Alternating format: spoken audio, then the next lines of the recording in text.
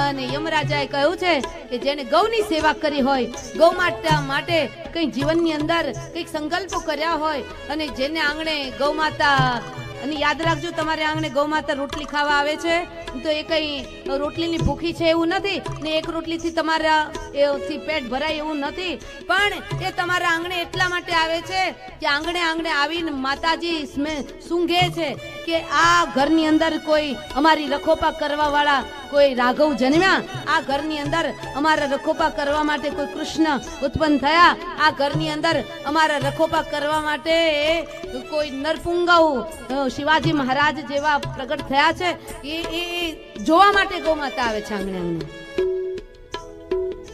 ને વેતરની નદીમાં જ્યારે જીવાત્મા જાય ત્યારે ગૌ માતાની જો સેવા કરી હશે, પોતાની આવકમાંથી 10મો ભાગ ગૌ માતા માટે કાઢ્યો હશે, ને હું તો બધાને કહું ઘરની અંદર સુખ શાંતિ બની રહે એટલા માટે થઈ પોતાની આવકમાંથી 10મો ભાગ ગૌ માતા માટે કાઢો.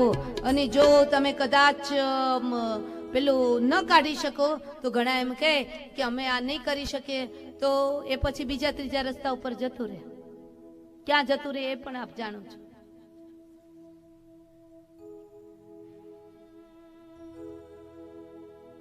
વેતરની નદીમાં કોણ આવે? ગૌ માતા. જો તમે ગૌ માતાની સેવા કરી હશે તો દેશી ગાયની, પણ ઘણા 80 વર્ષના થયા હોય એને ખબર ન હોય કે જર્સી કઈ ગાય ને દેશી કઈ ગાય. બોલો, જર્સી ગાય ઊભી હોય ને એને આમ કરીને પગે લાગતી હોય. ઘણી માતાઓ તો જર્સી ગાયને ટીકો લગાવે, એની પરિક્રમા કરે. તો હું તો ઘણી વખત જતી હોય ને તો મને આમાં અંદરથી પેલું થઈ જાય કે હાય બાપરે, આ તો નરકે જ જવાની છે. જર્સી ગાયની કોઈ દી પૂજા થતી હશે? જે કાકુસ્ત વાળી છે, જે કુંદ વાળી છે, ગાય તો ગાય છે, સાક્ષાત અંબા સ્વરૂપ છે. અને એ ગૌની પરિક્રમા કરવાથી સારા ભૂમંડળની પરિક્રમા કર્યાનું પુણ્ય મળે. અને તમે જો ગૌની સેવા કરી હશે તો વેતરની નદીમાં ગૌ માતા સ્વયં આવશે, તમે એનું પૂંછડું પકડી લેશો, વેતરની નદી પાર, અને આપણું બોર્ડિંગ પાસ થઈ જશે. પછી તમારે કયા ગામ જવું છે, કયા લોકમાં જવું છે, એ તમે જે દેવની ઉપાસના કરી હશે એ લોકની અંદર તમારી ગતિ થશે. વેતરની નદી તો બોર્ડિંગ પાસ કરાવવું જ પડે, એમાં ચાલે. ગૌ માતા વગર, ગૌના દૂધ વગર કોઈનું ચાલ્યું નથી, ચાલવાનું નથી. આ જગતની અંદર સંત, સુરા અને ભગતને જન્મ આપવાનું સામર્થ્ય ગૌ માતાની અંદર, ગૌ માતાના દૂધમાં છે. એવા ગાયોના ગોવાળિયા જટ ગાયું લઈને આવજો.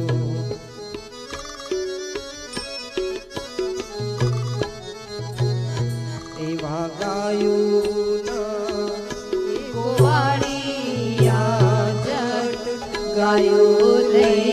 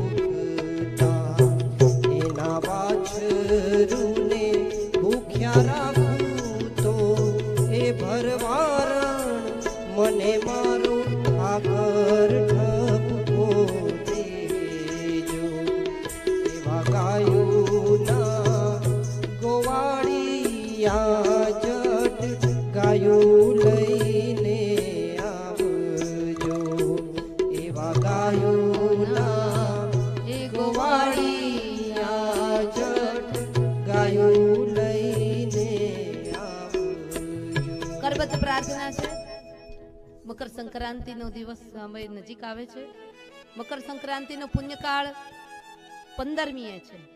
14મી જાન્યુઆરી તો ખાલી ઉત્સવ મનાવવાનો, પણ મકર સંક્રાંતિનો જે પુણ્યકાળ છે એ સવારે સૂર્યોદયથી લઈ અને સાંજના સૂર્યાસ્ત સુધી 15મી જાન્યુઆરીએ આપણે મકર સંક્રાંતિ તો સવારે 7:20 સૂર્ય ઉદય થાય છે આપણા પંચાંગ પ્રમાણે, અને સાયંકાળે 6:18 સૂર્યનો અસ્ત થાય છે. ત્યાં સુધી સંક્રાંતિનો પુણ્યકાળ છે.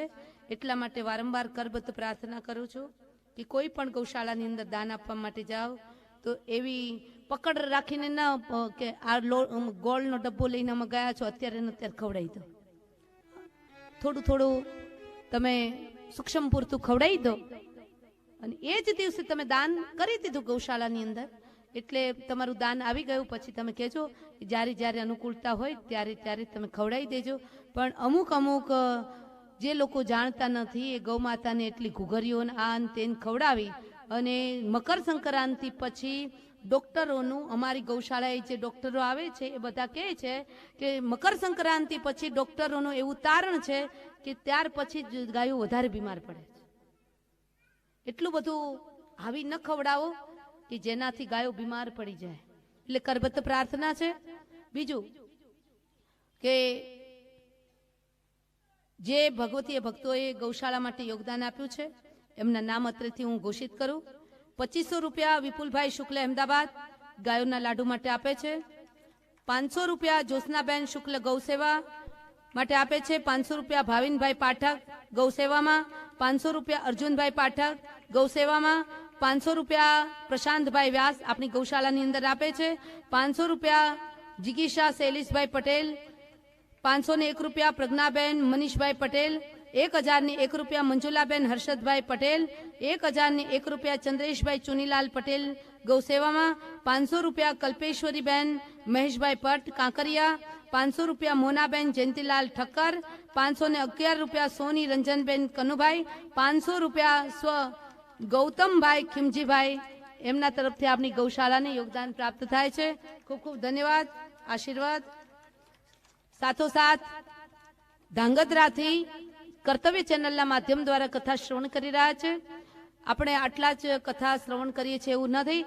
કર્તવ્ય ચેનલના માધ્યમ દ્વારા હજારો ને લાખો ભગવતીય ભક્તો કથા શ્રવણ કરી રહ્યા છે. તો સાગરના જન્મદિન નિમિત્તે 1100 રૂપિયા ગૌશાળાની અંદર ગૌ સેવા માટે આપે છે ધાંગધ્રાથી. ખૂબ ખૂબ સાગરભાઈ, તમને માં જગદંબા લાંબુ આયુષ્ય પ્રદાન કરે એવા હૃદયપૂર્વકતાના આશીર્વાદ. ત્યારબાદ નર્મદાબેન વજુભાઈ ભૂટિયા 500 રૂપિયા. અંજલિબેન જિગ્નેશ કુમાર સિંધવ એમના તરફથી 500 રૂપિયા આપણી ગૌશાળાને પ્રાપ્ત થાય છે. ખૂબ ખૂબ ધન્યવાદ. અને સાથોસાથ રામ ભરોસા ઉપર 1 વર્ષ માટે ગાય, આપણી ગૌશાળાની ગાય દત્તક લઈ 15,000નું યોગદાન આપે છે. ખૂબ ખૂબ ધન્યવાદ, આશીર્વાદ. ફરીવાર કહું કે આપણી ગૌશાળાની અંદર ત્યારબાદ 2100 રૂપિયા જે કર્તવ્ય ચેનલના કથા શ્રવણ કરી અને પોતાનું યોગદાન નોંધાવે છે એવા 2100 રૂપિયા વિજયાબેન મહેન્દ્રસિંહજી. 1111 રૂપિયા ગીતાબેન પટેલ ગાંધીનગર. 551 રૂપિયા કમલેશભાઈ. 1100 રૂપિયા પિનાકીનભાઈ સુનિલભાઈ ચંદારાના મોરબી. 1100 રૂપિયા જસુભાઈ સોની ગૌસેવા માટે અમદાવાદ. 500 રૂપિયા હિયાન અમિતભાઈ પરમાર અમદાવાદ, એમના તરફથી આપણી ગૌમાતાને યોગદાન પ્રાપ્ત થાય છે. ખૂબ ખૂબ ધન્યવાદ, આશીર્વાદ. સાથોસાથ મેં ગઈકાલે પણ વાત કરી હતી કે આ કથાની અંદર આપણી એક વ્યવસ્થા સચવાઈ રહે, જળવાઈ રહે એ માટે થઈ અને સવારની પૂજા, સાયંકાળે જે જગદંબાનું વાંગમય સ્વરૂપ છે એવી પોથી માતાની દેવી ભાગવત મહાપુરાણની આરતીની પૂજાનો જેને લાભ લેવો હોય તો એ આપણે 500 રાખેલા છે, તો કાઉન્ટર ઉપર નામ નોંધાવી દેજો. તો એમાંનું નામ આવે છે 500 રૂપિયા વર્ષાબેન જગદીશભાઈ પટેલ. 500 રૂપિયા મીનાબેન રામી. 500 રૂપિયા નીરુબેન બ્રહ્મભટ્ટ. 500 રૂપિયા સુભદ્રાબેન શંકરભાઈ પ્રજાપતિ. 500 રૂપિયા દક્ષાબા વાઘેલા. 500 રૂપિયા જાદવ ધૈર્ય નિમેશભાઈ, 500 રૂપિયા આયુષી જયેશકુમાર પ્રજાપતિ, 500 રૂપિયા અર્યંત જયેશભાઈ પ્રજાપતિ, 500 રૂપિયા સુધાબેન આશીષભાઈ હસ્તક